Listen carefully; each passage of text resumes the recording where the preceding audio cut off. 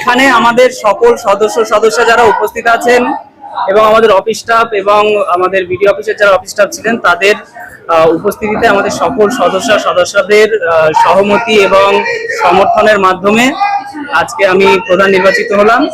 তার জন্য আমি সকল সদস্যদের ধন্যবাদ জানাচ্ছি এবং ধুবুলিয়া 1 নম্বর গ্রাম পঞ্চায়েতের সকল কর্মচারীদের আমি ধন্যবাদ জানাচ্ছি এবং সকল ধুবুলিয়াবাসী যারা আমার উপর বিশ্বাস রেখেছেন, আস্থা রেখেছেন, তাদের সকলকে আমি ধন্যবাদ জানাচ্ছি এবং আমি অঙ্গীকার করছি যে এখান থেকে আমি সকল ধুবুলিয়াবাসীকে সঠিকভাবে আমার গ্রাম পঞ্চায়েতের আন্ডারে যত এলাকা পড়ছে তাদের সঠিকভাবে পরিষেবা দেওয়ার আপ্রাণ চেষ্টা করব এবং তার সাথে আমার সকল সদস্যদের সঙ্গে নিয়ে আমি এই যে কার্যকলাপটা চরিতার্থ করব, এটাই বলতে চাইছি।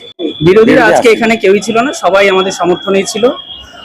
সকলের সমর্থনেই আজকে আমাদের এই প্রধান গঠন হলো। এখানে বিরোধিতার কেউ ছিলেন না। কত আসলে আজকে আমাদের টোটাল 12 জন ছিলেন। 12 জনের মধ্যে 12 জনই আমাকে 21 জনের মধ্যে 12 জন আজকে উপস্থিত ছিলেন।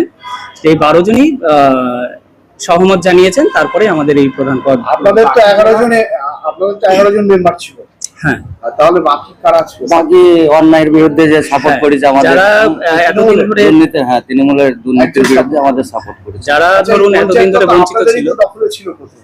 না আমাদের দখলে ছিল প্রথমে না। বলতে আমাদের বিজেপির ভোট ছিল, ভোটটা বিজেপির ছিল। তারপরে যে আমাদের ধুবুলিয়া 1-এ একটা আমাদের যেদিন ভোট গঠন হয়েছিল 2023 সালে, সেই সময় যে একটা দুর্ঘটনা বা একটা অঘটন ঘটেছিল এখানে, বা একটা দুর্নীতি ঘটেছিল, যে আমাদের যিনি প্রধান ছিলেন তাকে এখান থেকে জোর জবরদস্তি মেরে ধরে তুলে নিয়ে যাওয়া হয়েছিল।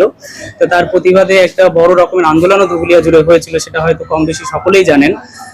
তো তারপর থেকে যেহেতু সেই ক্ষেত্রে যে করেই হোক, বাধ্যই হোক বা যে কারণেই হোক, আমাদের প্রধান যেহেতু তৃণমূলে জয়েন করেছিলেন, তারপরে যেহেতু আমাদের ভোট থাকা সত্ত্বেও আমরা কোনো রকমের কোনো সুরাহা পাইনি, এখান থেকে আমরা কোনো রকমের কোনো কাজ পাইনি এখান থেকে, আমরা যারা বিজেপির মেম্বাররা ছিলাম, সেই কারণেই আমাদের অনাস্থা ডাকা হয়েছিল এবং সেই অনাস্থা সফলভাবে আমরা প্রধান অপসারণ করেছিলাম এর আগে।